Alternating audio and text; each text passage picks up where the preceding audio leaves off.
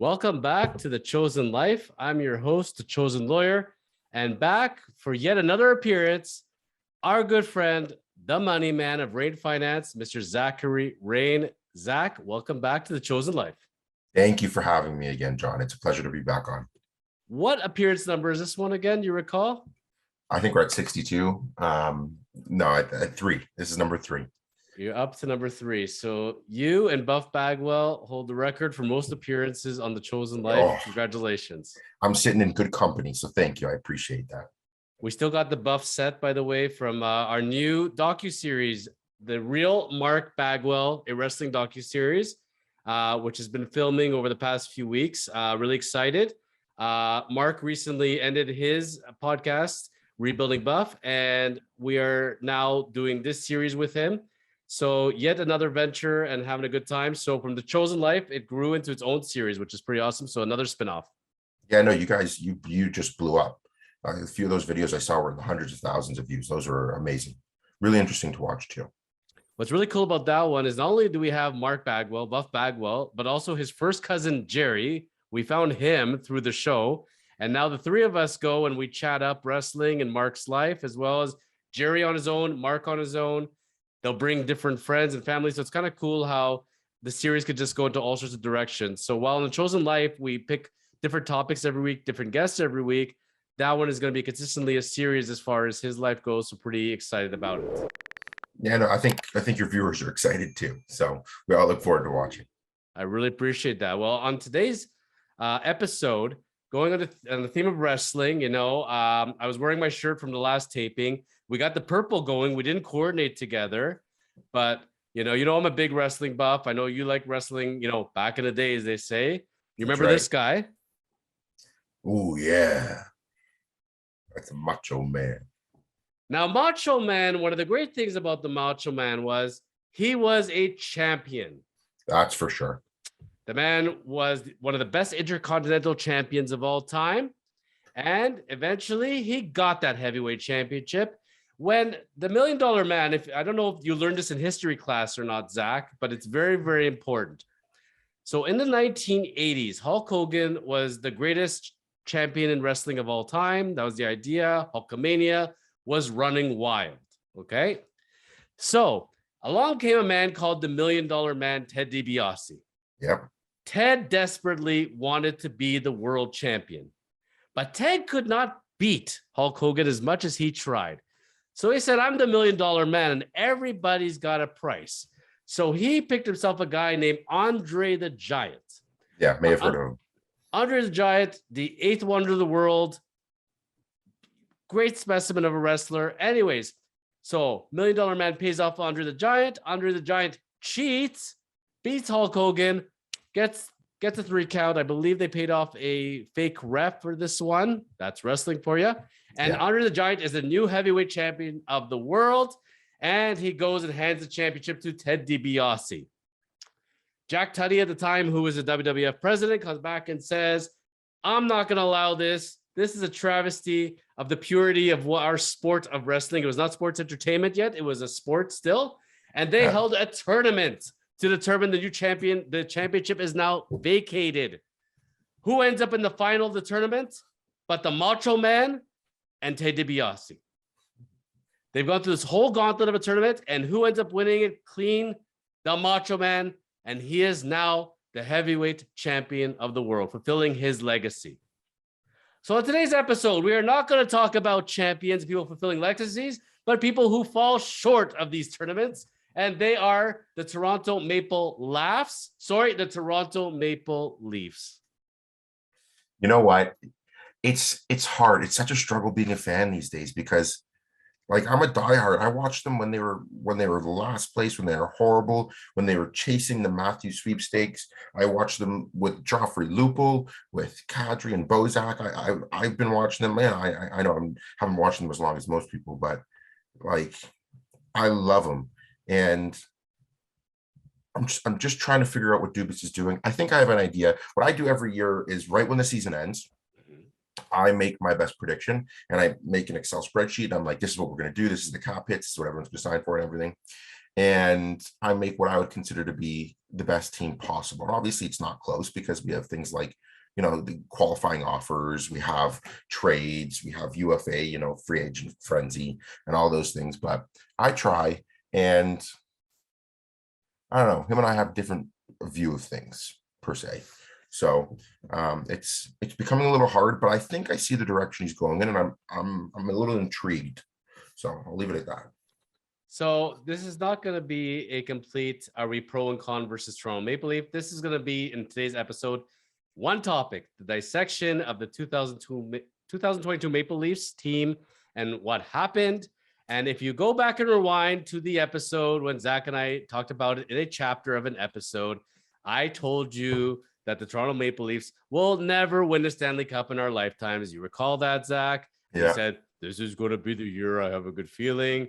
And you know what, Zach, and I feel for you. I feel for all those Maple Leaf fans. Yeah. You know what you sound like when you're saying these predictions and hoping for the best? I remember when I went to the Bahamas once with my brother. And in our hotel, there turned out to be a casino. And so we're looking around the casino one night. We're not gamblers, but just watching for fun. And there's this woman there that just will not leave the machine. Turns out she's there on her honeymoon. And her new husband comes down. It's like 1 a.m. Honey, are you going to come up? It's our honeymoon. Just give me a few more minutes. I think the next spin's going to be lucky. Once I hit it big, I'm going to come back up to the room. When we left, she was still at the machine. That's how I feel the Toronto Maple Leaf fans are. They're still at the machine. Like that desperate gambler. The next one, I'm going to get it. Next one, I'm going to get it. I'm sorry, Zach, but it went down exactly the way we saw it. I mean, even going into the first round, right? Yes. Who are we facing? Yes. Tampa Bay Lightning, back-to-back champions, or the Boston Bruins, who completely are our daddy and own us. You could not pick a worse scenario. You know what? Because you and I differ on this one, okay? It was different this year. It was different. I don't know. I think I'm a pretty fair guy. I'd say against Montreal it was as let down-ish as possible. In the last time we spoke about hockey, I've coached hockey for almost 13 years now, and I've reached the pinnacle. My teams have won championships. We've been in last, we've been middle of the pack, we've been everything in between. And there's a feeling that comes with it. It's mainly a production of effort and expectations, right? And when the Leafs were going into game sevens of the years before, everybody knew it was going to happen. You could feel it, right? You could feel, when goals went in from the freaking half boards on the board side half boards, pretty much at the goal line, and they're going in the net, right? You're going, yeah, like this is on par. With this game, it was different. I don't want to be the Leafs fan who just, complains about the referees all the time. But the Leafs got chased in game 6 and 7 on 5-on-3s and routine pick play that Justin Holl set. And I don't love Justin Holl on a good day, that he set that goes without a call 9,099 times with 9,999 times out of 1,000 without a call. And just this one time, miraculously, there's a call. So I don't want to be that guy, but with all the hockey I've coached and played and watched, I could not feel in a way other than they were getting jobbed by the referees in the NHL. So that one hurt me. And there was like, I don't know if you disagree with me. Do you not feel like when they were going into game 7, it wasn't like, oh, we're going to get our asses handed to us by the Tampa Bay Lightning. It was, no, we're going to win this thing still. I felt like I was watching one of those movies where you had the kid in science class that somehow convinced, the popular cheerleader to go out with him, and they go to the prom together. He's like, maybe I'll get lucky tonight. And you're like, probably not going to happen, bro. She's going to leave with the quarterback. That's what I kind of felt like watching that game, to be honest. But you know what? I'm thinking if we had a guy by the name of Nazem Kadri in our lineup with his toughness and grit, may have helped. And maybe in goal, the way he played during the regular season, guy by the name of Freddie Anderson, maybe that could have been different. Okay, so you and I are going to disagree wholeheartedly here. First of all, ifs and buts are candy, and that's what always we New Year. Okay, so Nazem Kadri played on the Leafs for how many years? And how many years did he get suspended in the first round of the playoffs in the first 2 games? That's why pencils have erasers. Yeah, okay, but he loves he loved at the end of the season when he, said everybody thought I was a playoff liability. You can, what, right? First of all, give me a break. But he wasn't his free agency year. And tell me when he came back from Colorado from that injury, you knew he was going to win. He was going to score the game-winning goal that game. I 100%. You knew it. You knew it. Poetic justice. But he did that one just for you, Zach. Just for you. Yeah, I know. For me and no one else. But yeah, it was poetic justice. But on the same token, he had every opportunity to do that with us, and he didn't. So I can only, that can only go so far. First of all, second of all, Freddie Anderson's the same thing. You're a lawyer. Precedent serves. Okay, precedent serves. They all had the opportunities. It's not like we didn't get to game 7s or game 6s that we could have closed them off with the team we were playing. And what happened? Like I said, Freddie Anderson lets in a goal from the weak side on the half boards, pretty much on the goal line. And just like that, Montreal's up. Wow, what a good goal to let in game 7. But then he was also injured for pretty much the whole playoffs. So shit happens for him, right? So unfortunately. But that being said, Freddie had a great regular season. Injuries hit him at the worst time, but that's been his story throughout. And that's where, when the injury bug hit him and he wasn't able to really go in the playoffs, I was like, okay, this is the typical Freddie Anderson, unfortunately. But hats off to him. He had a great, stellar season. He had a good regular season, and he's a regular season goalie. Just like, some teams have practice players. He's a regular season goalie. He did a good job. And he also played on what I would consider to be one of the, if not the best defensive team in the NHL, coached by what I think is the best coach in the NHL, and Rod Brind'Amour. So Rod Brind'Amour's awesome, by the way. I've met the guy in the past as a player. He was a fantastic dude, intense. Yeah. He's in shape, and I love his grind. So we all love Rod Brind'Amour. So hats off to him. That's a great coach, by the way. And look, at the end of the day, Freddie, buddy, it's the way it goes. But I'm very excited about the Edmonton Maple Leafs, by the way. They seem like they're going to... It was funny. So I just downloaded Twitter 2 days ago. I've never had Twitter. I've never had a need for it, whatever. So I downloaded 2 days ago because I wanted, just with work, we're so busy. We're always, busy doing something. I wanted to stay apprised to the trades and everything that were happening. So I got Twitter to notify me and everything. And it was funny, man. Everybody's posting. The Leafs take the Ottawa players, and then the Oilers take the Leafs players. It was hilarious. Some of these people on Twitter are really, really funny. But those Twitter people, by the way, back in the day, have now graduated to TikTok. So if you think that Twitter people are bad, you should see TikTok people. I should. But it's just it's really interesting. I don't get what Edmonton's like. It didn't work on the Leafs. What are you going to try and recreate it yourself for? You think you're just going to strike lightning there? I like Campbell on the Oilers. I don't like it in year 5, but I like it in the first 2 years. We'll get to that in a moment. Don't worry. I like Campbell anywhere in the first 2 years. We will get there. Don't worry. But we have an agenda today. I spent a lot of time crafting this together. And when we're done this, you're gonna like literally be burning your Leafs jersey outside in your backyard when we're done with this. Trust me. Never. I can tell you, I've been close, but never. I do actually love the Leafs, just to say, and this is a tongue-in-cheek episode, but we are going to be serious and say where the issues are, and we're going to help them win the cup, maybe in 2023, but not likely. So the first area we're going to talk about, which is very important, as I talk about with Steve Carsey on our series, The Chosen Journey, which, by the way, drops every Thursday, which I heavily recommend people to see, which you can hit subscription on our channel, and you can watch all our wonderful programs, including The Chosen Journey. And one of the things that Steve messaged to me on the when we're off camera is, for example, the Blue Jays just fired their manager, Charlie Montoya. Let's sign him to an extension and let's fire him almost the next day, it feels like. I think it was 3 months after, but that's the Blue Jays, and they have their own issues. Players are coming out saying, oh, I support this. I have no issue with this firing. Really got their managers back. Good job, guys. So that's fine and dandy and all. So, but Steve says, as any player will tell you, you can't fire the whole team sometimes. Maybe it's time for a change. So I want to take a look at the management structure here. And we got the owner, we got the GM, and we got the coach. Let's talk about those three for a moment.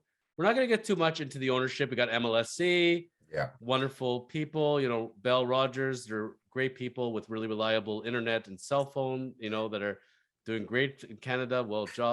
Good job, guys, there. And they're running their internet as well as they're running their sports team, apparently. The face of the Maple Leafs is Larry Tannenbaum.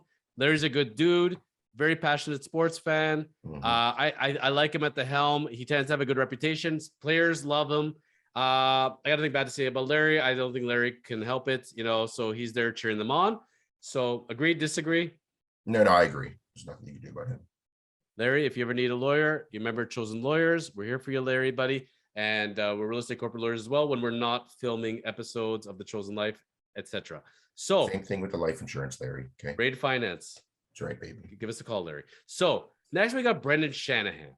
Brendan Shanahan will most be remembered for that whole debacle when he was on the New Jersey Devils. So I don't know, again, the history class, Zach. So remember in history class, we talked about Hulk Hogan. Now, back in the history, Brendan Shanahan, believe it or not, was before he was a president, was an NHL player. What? Yes, and he was a very good player. So he played on the New Jersey Devils. This is before the Devils were the Devils of the Brodeur era. So they were a bit of a laughing stock. Unfortunately, they had these weird green and red, white jerseys, kind of like a Gucci thing going, but more Christmassy. That's fine. Anyways, Brandon decides to go to St. Louis. They signed an offer sheet. And back then, under the system, before they gave up like 1 million draft picks, you had to offer compensation. So basically, St. Louis goes and offers what they want, and New Jersey says what they want in exchange. Bottom line is, it was Curtis Joseph, and if I'm not mistaken, Rod Brindamore that St. Louis offered. New Jersey wants Scott Stevens, who was a big free agent signing for St. Louis. Bye-bye, Scott Stevens. Scott Stevens is off to New Jersey, win some cups. Yeah, exactly. Much like Nazem Kadri, and Shanahan is left out St. Louis and doesn't win a cup. So he decides to go over to Toronto. They hand him a pile of money, and I'm going to be the president of the Leafs. I got to say, I think Brandon, like if George Clooney was president of the United States, I think Shanahan looks like a president, talks like a president. I think he's a good guy, smart hockey dude. He didn't choose as far. He chose to go to St. Louis for a pile of money, and I don't blame the guy. But at the end of the day, I don't know how much control or not control he has to choose as far as who he's picking as lieutenant and general and all that, which I may say I have some issues with. But as a president overall, having Shanahan there, I think is very respectable as and the board of governors if he's on there or wherever he's sitting on representing the Leafs. And I think it's a respectable president. So let's keep Shanahan. We good with that? No, I disagree. I think Shanahan's a good guy. I think here's my problem with Shanahan. Okay. How many players from his era of hockey are now on an executive capacity of influence in the NHL? You can name one. Wayne Gretzky? Well, not really. Mario Lemieux. Okay, there's one. Steve Yzerman. Stevie Y. Yes, that's true. That's Stevie true. Y. Right. Stevie Y, yeah. Joe Sakic.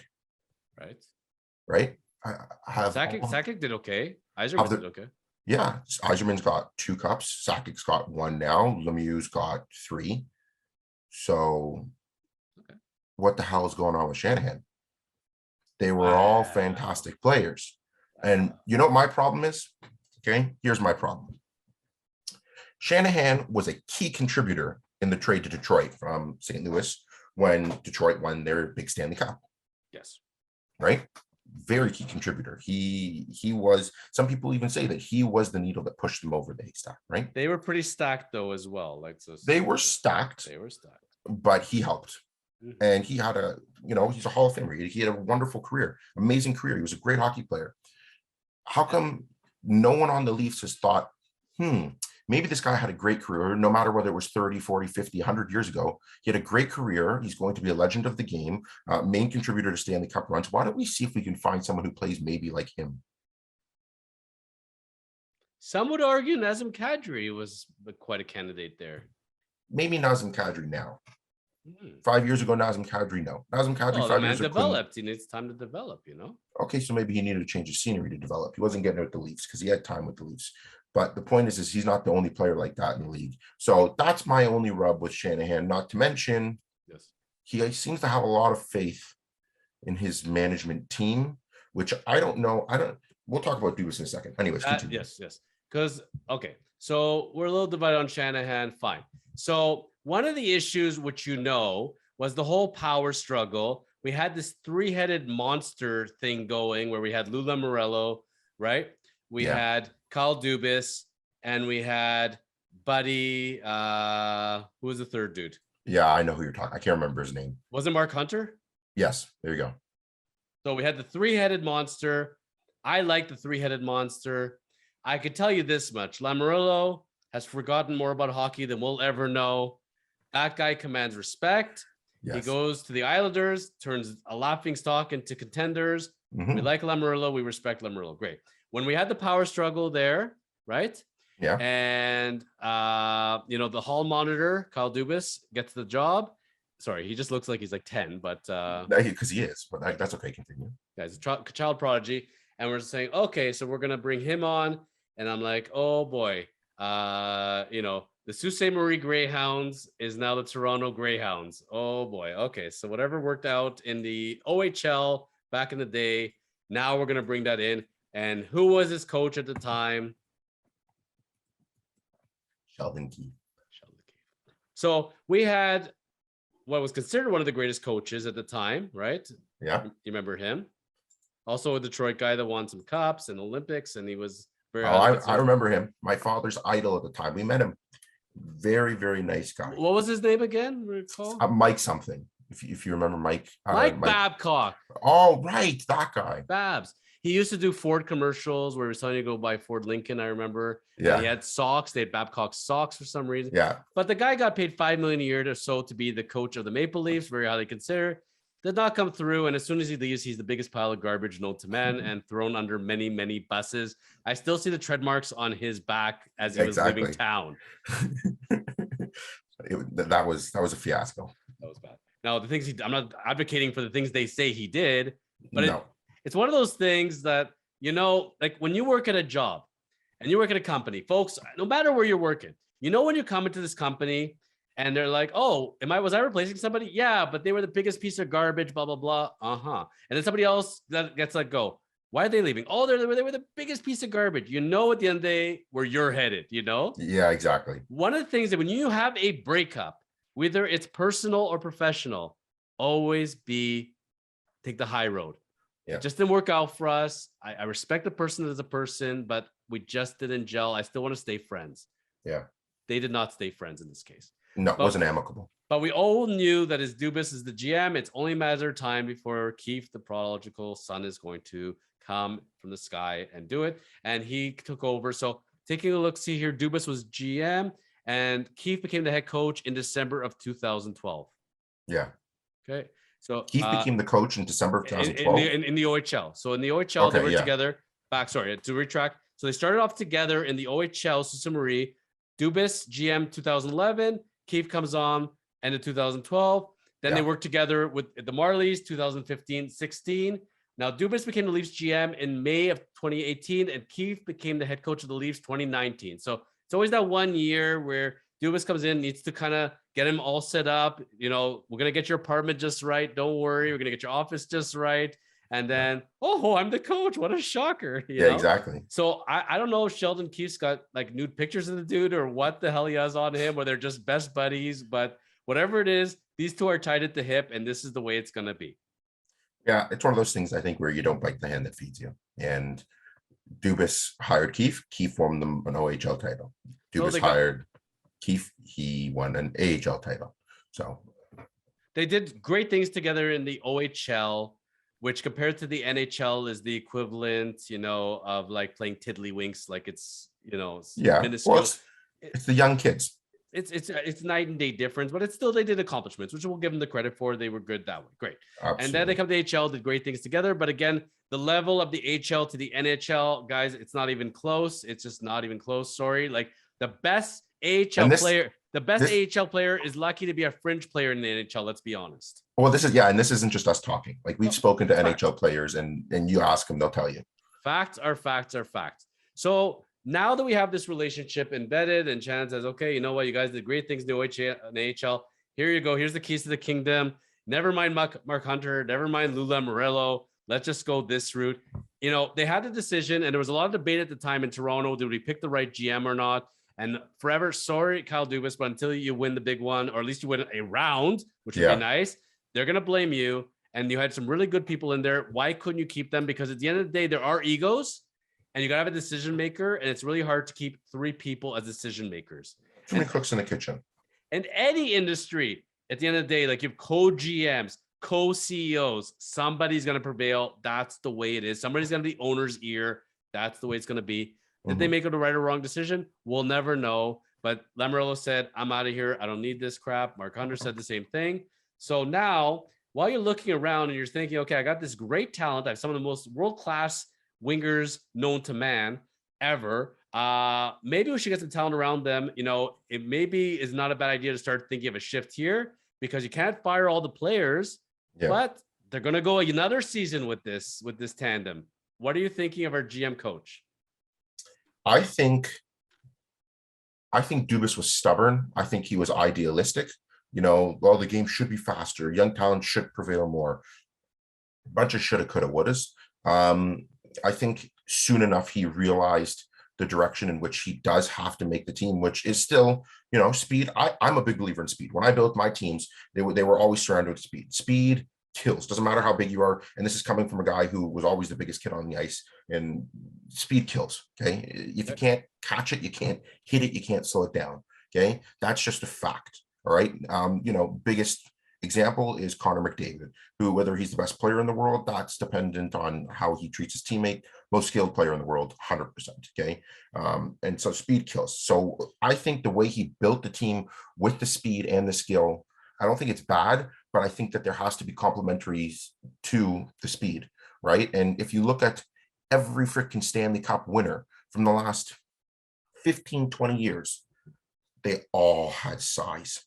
Every single team, they had speed, they had skill, but they were big too, big and mean. And so his, you know, his idealistic approach to, we're going to be fast, we're going to skate them, you know, we'll draw penalties was nothing but idealistic. How many Stanley Cup winners in the last few years have been without world-class goalies and used Band-Aid goalies? See, this is a hard one for me. Okay. I was just talking about this with my dad because the way we always built our team was the net out, right? Most important player on the team is the goalie. If you argue with me, you're a fool. Okay. The goalie is your best defender, is your best playmaker, just because they're the one who dictates the flow of the game. And any good coach will know that. Okay. Darcy Kemper is not that good. Okay. Anybody can argue with me on that if they want.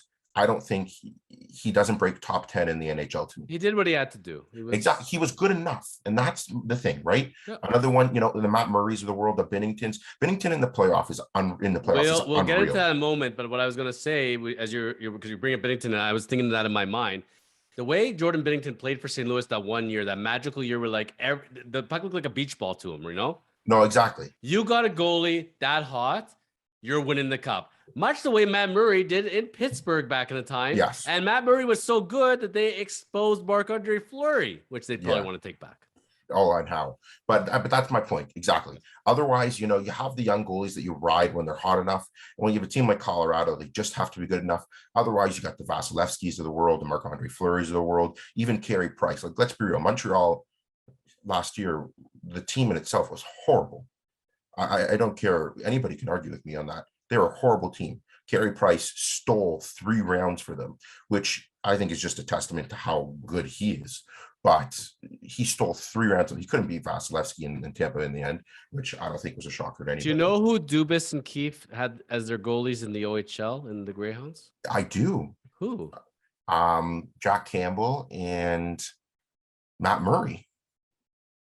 And you know what's so funny? Matt Murray was having a bad year. So who did they bring in to replace Matt Murray?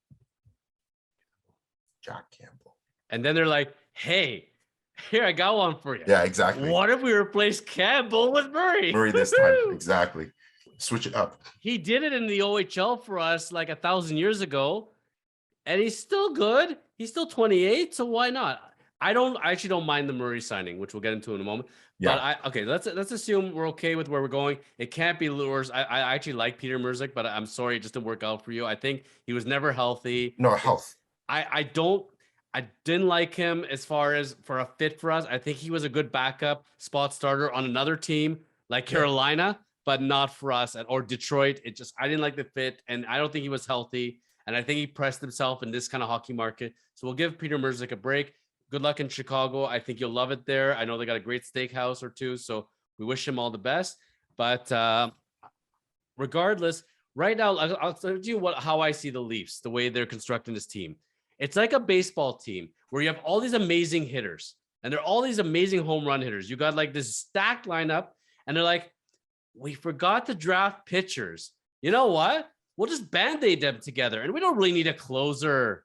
Well, it's fine. Anybody can be a closer. It's okay. Even if you have a good pitching staff, Zach, I don't know how much you know or don't like baseball, but if you don't have a guy who can save in the 8th or 9th innings and blows games, you're not going to win. That's all there is. Which is the same thing in hockey. You need a goalie, like a starting pitcher, and you need somebody to finish off the game, and including in overtime, not give up goals and get your team the best chance to win. Yeah. So in hockey, the goalie is kind of like the pitcher in baseball, sort of, kind of. But bottom line is you need a well-rounded team. Like in football, we have this great quarterback. We get this great wide receiver. Never mind a defense. You know what? They're big guys. They'll figure it out. When you have zero defense in football, it can be a little bit of a pain, even if you have the best offense. So we need a well-rounded team. And obviously we saw some holes and we'll get into those. But I think at the end of the day, when we look, right. But do we have the right coach and general manager in place? Do you feel comfortable in them and what they're doing and where they're going? Yes. I think they'll be able to do it. I know somebody who knows Keefe and this person I trust. Is it is it like your hairdresser or like dog walker? No, it's a buddy who works in the sports marketing world. And so he gets exposure in the Leafs dressing room and so forth. And he likes Keefe. We played hockey growing up together, similar philosophies. And he feels pretty confident about what he does. Apparently the Keefe that we see is very different than the Keefe that the room sees, which it doesn't surprise me too much, but I like what I hear from this guy at least. So I don't think Keefe, as stubborn as he may be, I don't think he's necessarily the problem either. I think the year that Dubas got into the league and signed a bunch of players for far too much money is what screwed the Leafs, and they've just playing catch up now. Well, I think Keefe at the end of the day can only do with what he's given, you know? Well, exactly. And he can't score the goals and he can't save the goals. And when you construct this team where you got a bunch of really good forwards, not as much depth, defense is kind of shaky, goalie's kind of shaky, you're not going to win championships. You're lucky if you make the playoffs and then able to win a round, which we'll talk about the lack of winning rounds for how many years now. And I personally think if I'm looking at this, it's not whether I like or don't like the guy. When you are in management, you are measured on something very important. Now, people think it's on winning Stanley Cups and rounds. It's making money, which they're making oodles of. So we don't really care as much because we're selling seats and we're selling merchandise. Great. And just selling overpriced hot dogs and beer. But the truth of the matter is, if we really care about it as like George Steinbrenner in the New York Yankees, when you have one owner, based on this track record, these guys would be gone long ago. And I thought last year was the last year. This is definitely the last year, Zach. I'm sorry. If they're not making the finals, they can't keep going on this. We're going to keep kind of the same thing and interchange people that kind of are similar and think we'll get different results. My mom, who's a genius, always says the same thing. You know, madness is doing the same thing over and over and expecting a different result. Yeah. And when I do that, which I do that because I am stubborn at times, she goes to me, why don't you bang your head against the wall a little bit? Maybe you'll draw some blood. Maybe you'll go unconscious. And then when you come to, maybe you'll have an epiphany and understand what you're doing is wrong. So I'm telling Dubas, go bang your head against the wall a little bit. You may have to draw some blood, but realize I think I'm doing the same stuff. And you're thinking it hasn't worked till now, but it's going to magically appear. I hope he's right. And I think then where it's going to come down to is topic number 2 is the goalie situation. Because to me, it begins and ends with these goalies. Yes, absolutely. I think that he made a very smart move once upon a time. I loved when he acquired Robin Lehner for 3 seconds and then flipped him in a 3-way trade to Chicago. Yeah. Why did we not keep Robin Lehner? Seriously. Because Robin Lehner's another one. It's got health issues. I don't care. As a backup at the time, we would not have been much better off with Lehner sitting on our bench. Seriously. Do you see what he did in Vegas? He did so much in Vegas that they were ready to get rid of Fleury, which they did. They were ready to get rid of Fleury also because of money. Like, let's be real here. But did he not just win the Vezina that year? Listen, I'm a massive Fleury fan. If you don't think the reason that I downloaded Twitter was to find out if Marc-Andre Fleury was going to be picked up by the Leafs, then you're sad and mistaken. Why is Marc-Andre Fleury not on the Leafs today, Zach? Because, and it's an old story with him, he doesn't like moving. He doesn't want to move his family. He's won his cups. He wants to continue winning, but he doesn't want to do it at a cost where he needs to constantly be moving one city after another, after another. He said that publicly many times. He could say whatever he wants publicly. His name is Marc-Andre Fleury. He goes to Minnesota. I don't know how much French speaking they do there, but you come here to Toronto. You have nice packaging, both English and French for you, Mark. You can frill included. You know you're going to be treated like a king here. Come on. And I thought he was going to be our backup this year. I was thinking it's going to be. I thought he was going to be our starter this year. Well, it was not, and did not happen. The Robin Leonard train has gone and went. Now we don't want to touch him with a 10-foot pole where he's exactly. at. And Vegas has their own issues, but kudos to them for what they've done. I just think that I was thinking Robin Leonard at the time. This was, I think, 2 years ago. So what they've done now is they had some reasoning. They said, Mrazek, I don't know what Dubas had on the Chicago GM there, but he obviously had nude pictures of him. And he said, I'm prepared to threaten you with these pictures unless you agree to take the whole salary and take the player, and we'll exchange 3 draft pick positions to make it seem like we made a real trade. And they agreed. And not because Mrazek's a bad guy. It's like they bought as low as they can get, and the Leafs got out of it unscathed, didn't have to give up a first-round pick, just moved a few positions. Kudos to him. I think it was a great move. It was a fresh start for Mrazek. I think he's going to have a great time in Chicago. And now Campbell, we knew was going to leave. I don't even know if he wanted to come here or not. And if I'm Jack Campbell and I have the opportunity to go play with those studs in Edmonton, who, by the way, just re-signed Evander Kane, I am all over the Edmonton Oilers in a second if I'm him. I think he's going to have a great time. And they have enough Maple Leafs, so we might as well call them the Edmonton Maple Leafs. Maple Leafs, exactly. But Campbell, I don't think was coming back regardless. So now you're Dubas. You're saying, I got to start over. Let's go to our OHL playbook. Who was our goalie back then? Let's do the reverse. Matt Murray. I don't hate this move as much as you may think I'm going to say I do. Neither do I. I don't. You know what? Jack Campbell was never coming back because the Leafs offered him an extension last year. Near the beginning of the year, they offered him, they lowballed him naturally. They offered him an extension. He said no. And then he just priced himself out of the market, not with money, but with term.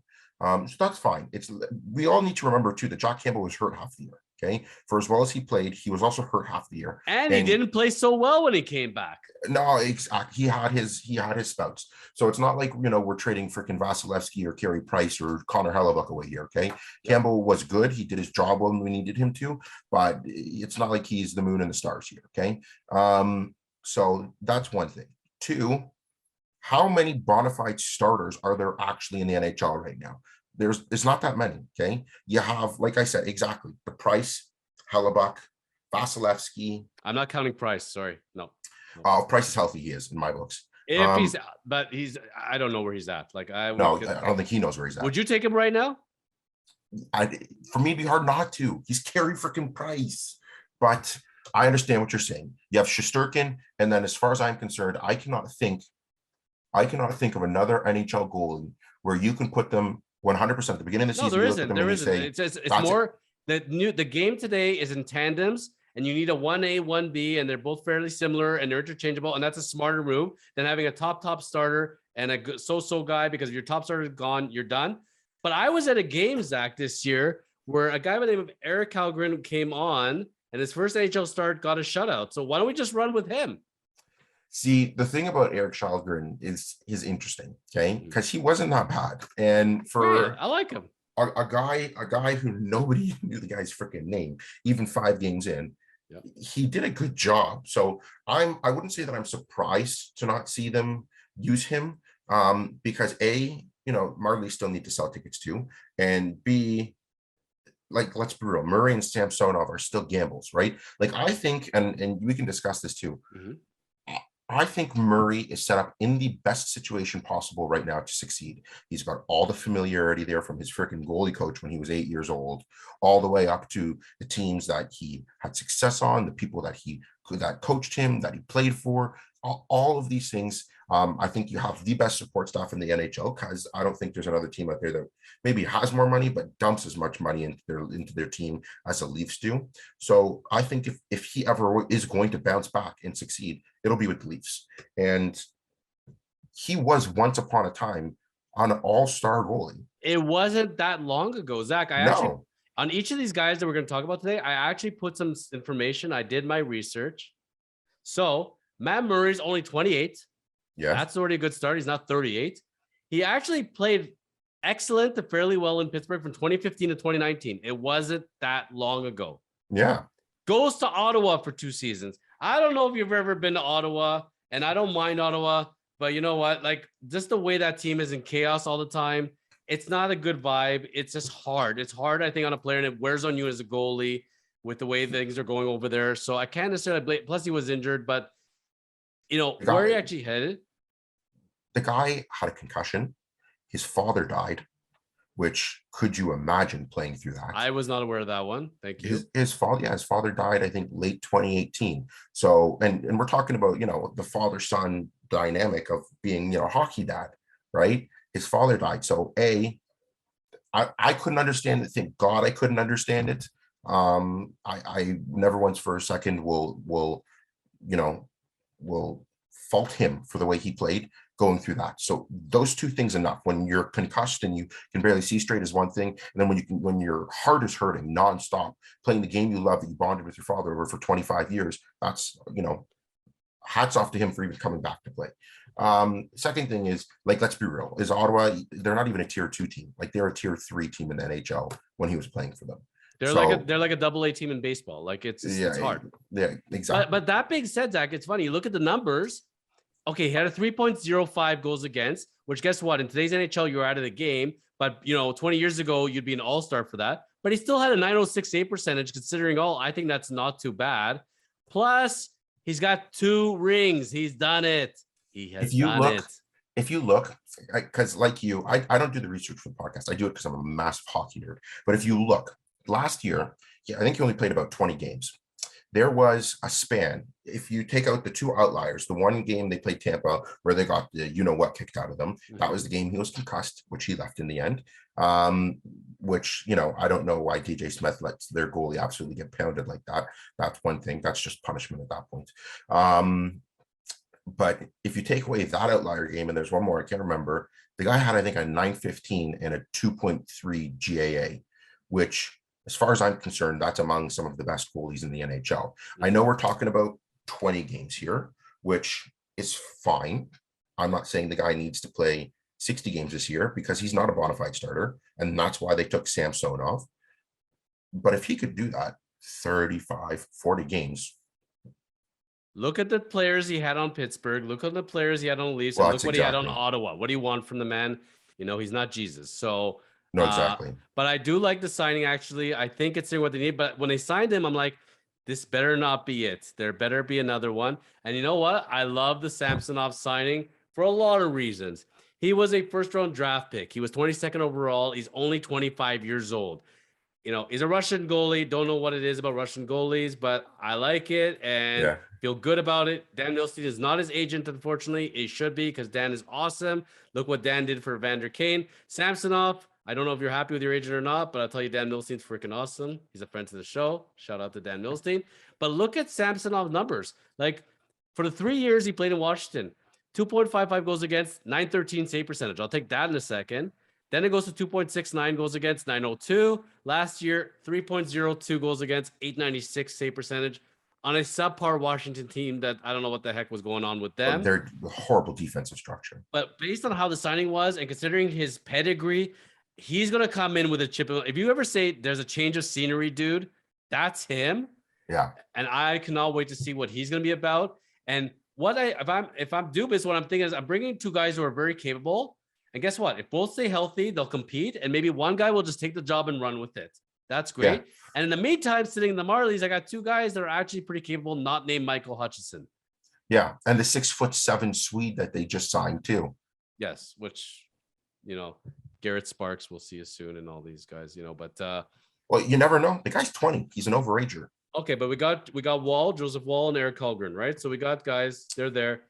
It's everything. We always beat on Hutchinson, but when he left here, he all of a sudden did okay for himself. But I think, it's one of those things as a Leaf fan. Campbell, when he's got injured and everything, and you're watching what Freddie Anderson was doing out in Carolina, that just hurt. You just knew. It was one of those things when I saw the signing, I said he's going to have a really good season. And that's just how it goes. Everybody there was no doubt in my mind when Freddie Anderson went to Carolina, he was going to put up career numbers. And there was no doubt in my mind that when playoff time came around, he'd be hurt or injured or in some matter. Yeah, but also you're going to an environment where people are not shitting on you and dissecting you every No, second. it's not a hockey. It's not a hockey city. So you have a lot less pressure on you. You can just go and flow the game. And you know what? I'm happy for Freddie Anderson. I wish him the best. But Jack Campbell, looking at his numbers, which is interesting. He's been in the league since 2013, believe it or not. Yeah. Okay. He's basically played 5 games before last year, but like in all seriousness, he played very little to none. Yeah. They saw something in him, and you know what? He really delivered. Like 2 years ago when he had that season, 2.15 goals against and 921 save percentage. Like Campbell was awesome. He was so fun to watch. Listen, the Leafs is where you go when you're a reclamation project. Like, look at all the players that have come and gone in the last 2 years that have left and now signed good sized contracts on other teams, right? So I don't mind the Leafs taking Murray's reclamation project. And the word on Samsonov is they actually offered him longer term and more money. And he said, no. He said, give me a prove me contract. He goes, I don't care what happened in Washington. I'm going to come in. I'm going to take a team-friendly contract. And after this year is done, you're going to sign me as your number one goalie because that's what I am. And who did Colorado get to replace their starter after being a Stanley Cup winner? Yeah, Georgiev, I know. Alexander, over from the Rangers, who everybody was crying that the Leafs need to get him. Why do we not acquire him? Career 2.94 goes against 908 save percentage. Doesn't sound far off from what we got. And you know what? I'm okay with what we got compared to what they got. No, and exactly. And at the end of the day, it's like Dubas said, and people are just going to crap on us for this, but the guy has the Stanley Cup pedigree. He can listen. There is a situation out there where Murray plays 3 games for us and then he retires. Okay, there is that situation. There's a situation where he gets traded. There's also the situation which, in my eyes, there's a very strong likelihood this guy's given the time to get healthy because he's got Samsonov. They don't overload him. They give him the environment he needs to succeed. And there is a situation where I think he puts up 915, 920, 2.5 GA, especially because Sheldon Keefe, the way he coaches is very defensive. He's lucky because he's got players like Matthew who can light the lamp pretty much on demand, but he coaches a very boring style of hockey, which is just defend, trap in the neutral zone, defend. And so the Leafs defense, which, if you think of the components, in my eyes last year weren't very good to begin with, they were suddenly a great defensive team. So I think that Matt Murray will be fine. I think Samsonov will be the insurance policy, right there, insurance policy that he needs. And let him go for it. May the best prevail. I'm going to go on record right now and saying we are going to win a playoff round next year with these guys. It's going to happen. I think so too. I'm positive. I feel good energy. Yes. I'm giving them the flex for it. Sorry, one sec. That's right. Oh boy. So we got to go and they're going to get it. Now I'm going to give you 4 names non-goalie that I've been reading a lot of speculation on and curious your thought. I'll give you the funny name first.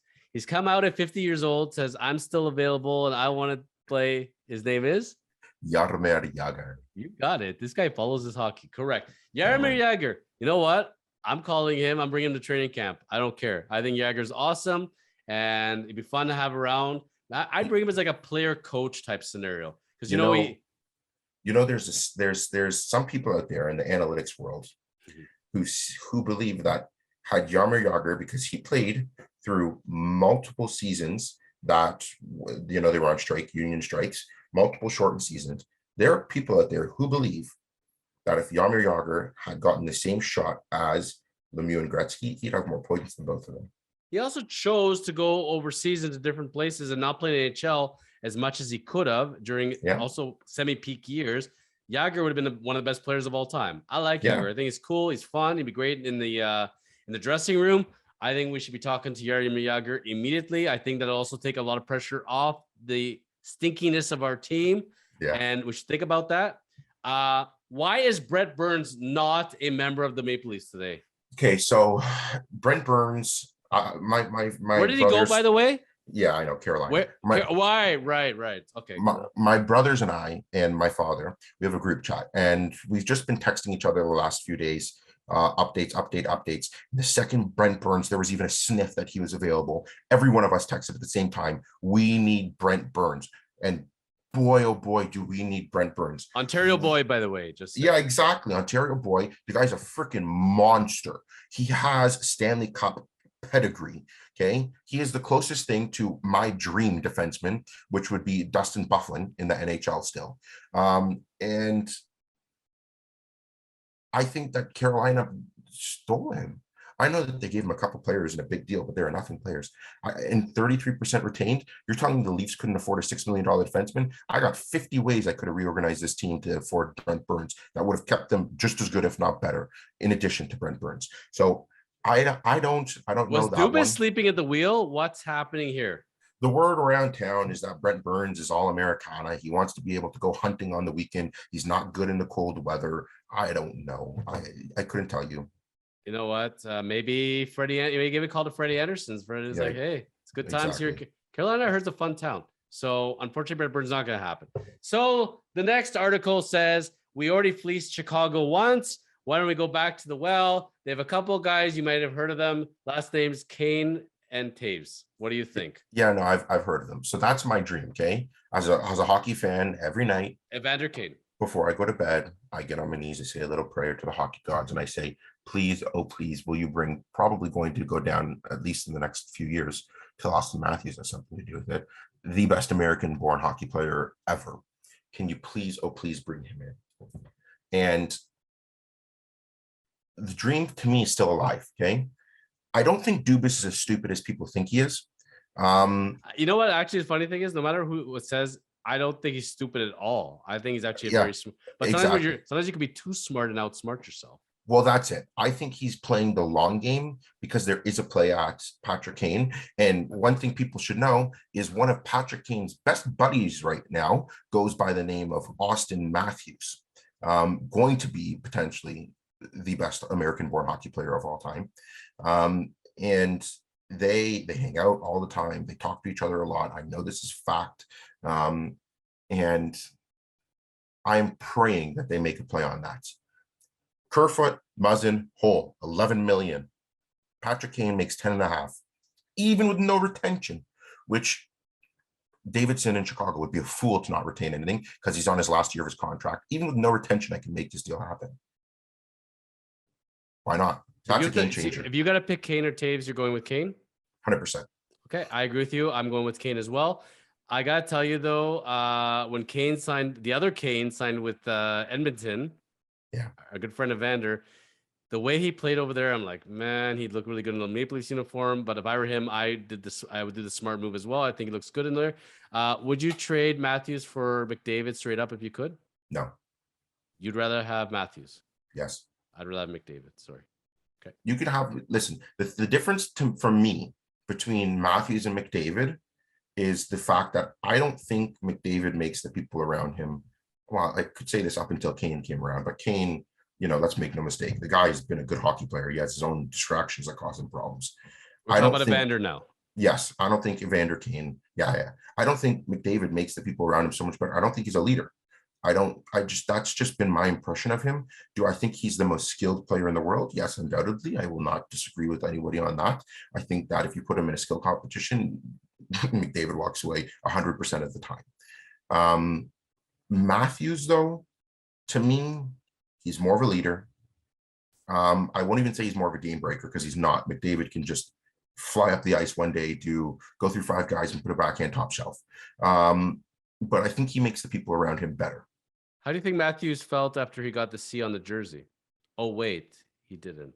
It's coming. So the thing with Matthews is it's going in 2 ways, okay? This is the way I see it, right? Okay. Either he'll be playing for someone else in 2 years, or he'll be the captain of the Leafs and Tavares will be playing for someone else. We have you on tape, by the way, saying that Matthews is going to go home to Arizona because everybody wants to go home. Listen, I'm still saying it. Arizona, right now, they are prized to get Connor Bedard, who is the most touted draft pick since Austin Matthews. And if anybody watched this guy play in the World Juniors, I think he was 16 years old. He's not that big, and he made supposed first overall Shane Wright look dummy this year, okay? He dummied him in competition. And we're talking about a guy who also played far less minutes than everyone else. So Arizona's prized to get, potentially the next biggest game breaker in the NHL. They're going to get a brand new $1.5 billion arena. They're going to have a team with all of the money in the world that could pay Austin Matthews whatever he wants. I still don't. He may not go to Arizona, but You know I what? still You think know what else Arizona has? what? Steve Carsey from The Chosen Journey. Steve, when he retired, is now living in Arizona. And he sends me pictures all the time, Yes. laughing at Toronto winters and how the temperatures in Arizona. And I got to tell you, if I was born in Arizona, raised in Arizona, and I saw the climate over there, I know everybody hates the climate talk, but it's pretty sweet deal living year round in Arizona, I got to say. So if you're from there, we're going to have a hard time competing with that. Plus taxes and other miscellaneous fun things that goes along with being Canadian, but we won't go there either. But taxes when you sign $100 million contract, I don't think it's the end of the world for him. Why I bring this up though, Zach, is because we have a window. These guys are not going to last forever as these prime young superstars. They're going to outprice themselves. There's a salary cap. Yeah. We can agree we have a window right now for our special young players, and we got to make it happen in the next 2 years, really. Is that fair assessment? Yes. Okay. So we agree that we like the goaltending situation, actually. Yeah, it doesn't bother me. Doesn't bother me either. May not be a biggest fan of how the management structure is, but they're going with it for one more season. Fine. I want to bring up where if we want to look to our present and future, we have to look to our past. We have to understand our past so we can make a game plan. I know you're not the biggest baseball guy on the planet, but I know you're a sports fan in general. You've heard of the Chicago Cubs and the Boston Red Sox, right? Yeah. They both had terrible curses and we're never going to win the big one. Okay. I'm seeing the Maple Leafs now, and they are now a modern day Red Sox and Chicago Cubs scenario. Yeah. So take a look, see here, 2019, 2020, third in the Atlantic, 81 points, lost in the qualifying round. 2021, it wasn't 2020, 21 because of the whole COVID loveliness. So 2021, they finished first in their division, 77 points, lost in the first round.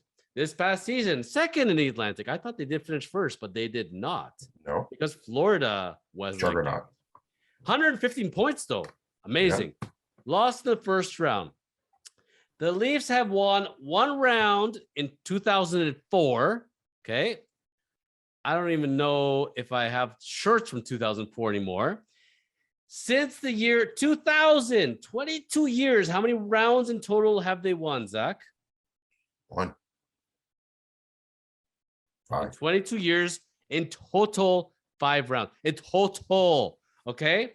Now, explain to me. We got 32 teams in this league, okay? Mm-hmm. Everybody pretty much makes the playoffs, okay? Like, it's one of those, like, everybody gets a ribbon. So, if you're playing HL, you're pretty much going to the first round unless you're really, really bad. There's 4 rounds to win the Stanley Cup, right? Yeah. In 22 years, you've won a total of 5 rounds. That is horrific. That is just garbage. That is the worst. I don't understand this, how this is even possible to be this bad. If you are in a management structure and you're running a company and you're coming and like, how was your last season? Yeah. Well, numbers are pretty good, but you know what? When it came to the big time, we lost it again. We lost it again. We lost it again, you know? At some point, the owner's going to come and say, please get out of my face. I want to see a ring and a trophy in my lifetime. Larry, you know, is dying. He has the mantle all ready to go. They're like, guys, where's my trophy? Where's my ring? How are we going to fix it? What did the Boston Red Sox and the Chicago Cubs do? Very simple. I brought it up in another episode. I will bring it up yet again. So the Boston Red Sox beat the curse with a man named Theo Epstein. And they said that curse would never be broken. He put together a very well-rounded team with hitting, defense, pitching, closing, won the World Series. Goodbye, curse. And guess what? They've won again since. Then can't take it anymore with the BS in Boston for him. So he's gone, goes over to Chicago Cubs. And that's another big curse, you know, the curse of the GOAT and all that. And he breaks the curse. What does he do there? Acquires the best closer in baseball, which is the equivalent of a goalie. They brought him out every second they could. I think he pitched 3 innings sometimes in the playoffs. They did whatever is necessary to be done. Well-rounded team, hitting, defense, pitching, closing, won the World Series.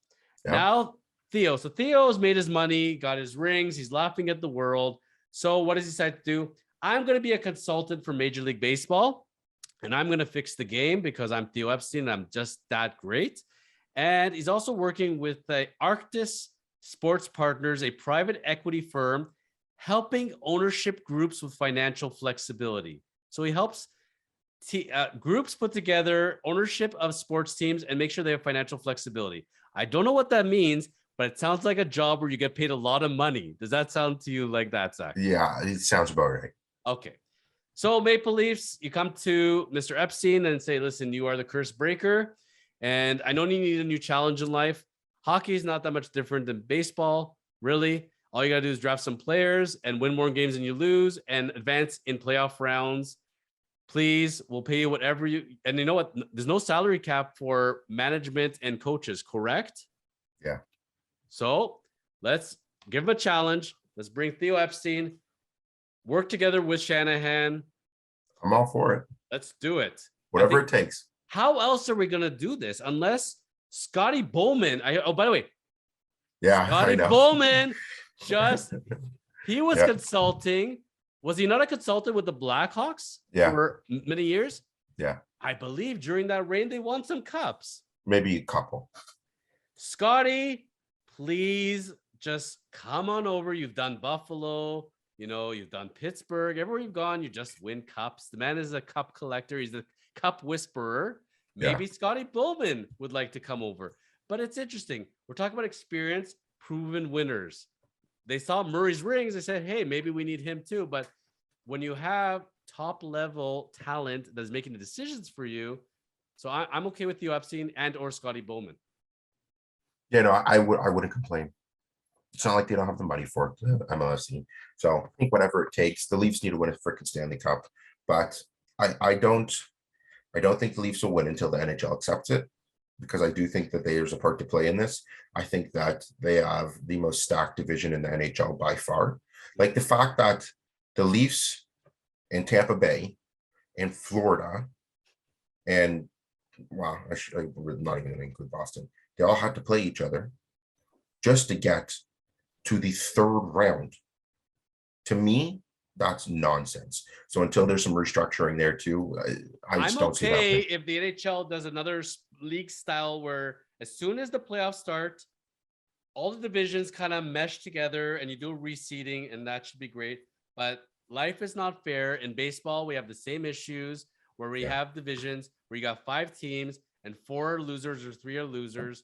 And every sport has to deal with it to some degree. In basketball as well, there's that. That's the way it goes. That's the hand you're dealt. And oh well, But on the same token, Tampa Bay has the same issue, and Florida has the same issue. And guess what? I understand. And they were jokes for the longest time. I'm telling you, man, it felt different. And we can crap on the Leafs all we want. The Leafs scared Tampa. You go ask anybody in the team. Even their coach said it publicly. He said this Leafs team, A, they were different, and B, we thought they had us. We were worried.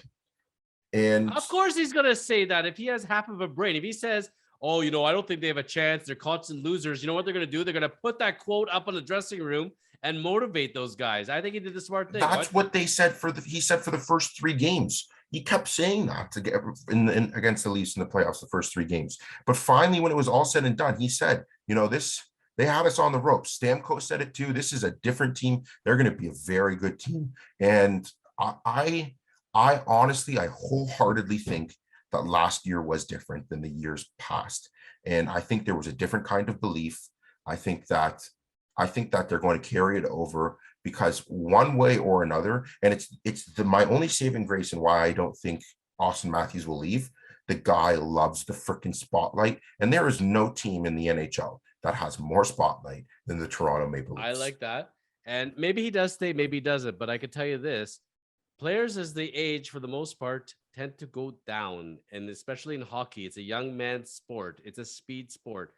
Austin Matthews at 35, at 32 is going to be a lot different. So he's still a kid. Perhaps, but also you never know with injuries, everything else. So bottom line, that's one thing. Let's get it over for him. But you know what? Maybe they're going to structure in a way, Zach. Keep looking. Maybe the trade deadline, they'll get creative. All of a sudden, a bunch of guys are going to go on the IR and they're going to sign a whole bunch of guys or make trades. All of a sudden, the guys will come back in the playoffs. Whatever they got to do. I think in the current format, the way they structure themselves, if they don't add a significant talent, they're still not winning very much past the first round. Dubas is poised to do something big. Just before we got on this call, they brought in Jordy Ben and Victor Mete. Victor Mete, as far as I'm concerned, is an AHLer, though he hasn't played in the AHL. He's an AHLer. Jordy Ben is a solid number 7D. The Leafs have 9 defensemen. Okay, there's 48 contracts if Sandin and Engvall sign, which Engvall's not going anywhere. Like Dubas said, he's an arbitration case at worst. Sandin's not going to go anywhere either because everybody knows how important he is to the Leafs. So they have 9 defensemen. Okay, and they want Sandin. If they didn't want Ben, they wouldn't have just signed him. Mete's going to play in the AHL as far as I'm concerned. So somebody has to go. Okay, and everybody wants to get rid of Justin Hall. I'm fine doing that. I don't like him. Okay. But he's not where the money's at. And he's not one of 5 left-handed defensemen right now on a team that could only have 3. You want Carlson from San Jose? Yeah, exactly. No, seriously. I heard he's available. Yeah. No, Muzzin is going to go, and so is Hall. And I think they're going to throw Kerfoot in there. And the Leafs are going to do something big. Dubas is going to do something big. And plus, he knows his job's done. Next year, he is done. Oh, he's done. We all agree on that. And yeah. At the end of the day, if we can get one more big D and we can get a Nazem Kadri type guy without Nazem Kadri, because he's going to be getting a big contract. Or just a game breaker, just another difference maker that can play with Tavares, because he's the one who needs it most. Matthews will score no matter who he plays with. Marner there is only going to help him. And Bunting has done a great job playing his role. Tavares, Nylander, Kerfoot suck together. That's very obvious. Third line played more than them in last year. So if they can get someone to play along with Tavares, because he's not going anywhere, no one will take his contract. Patrick Kane. Exactly. That is my point. Okay. Yes. We don't need somebody who's going to fight anybody, who's going to be like Kadri and have that, that meanness to it. We need somebody who's going to make Tavares better. Let's close our eyes right now, Zach. Okay. Say a prayer. And do a prayer and say, hockey gods, if you are listening, please bring Patrick Kane to the Maple Leafs. Amen. Amen. On that note, my friend, we had the section of the Maple Leafs of the past season. Report card overall, what would you give the team? For last year? Yes. A minus. A minus? Yeah. Okay. I would give a B because it was a really good regular season. It was fun. You know what? I like Campbell a lot. I really believed in the guy, and I thought he was going to be our Binnington, and it just didn't come to be for the guy. I'm very happy for the contract he got, and I think Edmonton's going to really enjoy the guy for a year or two, and they have their guy in the system, so that's all they really need at the end of the day. And as much as, we talk about the exciting players on the Toronto Maple Leafs, man, Edmonton's got a pretty exciting team as well. Yes. And if right now I'm putting my money on a kind of like a black horse team to win the Stanley Cup, I go with Edmonton over Toronto at the current moment based on the current structures. Potentially. Yeah. Evander Kane winning the big prize of the playoff MVP and handing it over to Dan Milstein, who's again a genius for putting him in that situation. Dan, yeah, exactly. Thumbs up. Zach, always a pleasure, my friend. I know it was a little bit of a different structure today as far as we're stuck with one topic, but it was that important to be able to, and I'm reading this every day and living in Toronto. Sorry, folks, for you other teams, and that the world is not revolved around the Maple Leafs. Clearly, it does not, because they did not win anything. But it's an interesting discussion, and that gambler I know who one guy that went to the roulette wheel and says, "I got a system. As long as you don't deviate from the system, it will hit." So maybe this is the year, but I'm telling you, be happy with the one round you're going to win this year. I'll be happy. Don't worry. Okay. All right. Thank you again so much for having me. Zachary Rain. Until next time, thank you very much for joining us. And we sign off. We do the flexing, right? And we say, keep living the chosen life. Damn right, baby. Woo. Cheers. Cheers.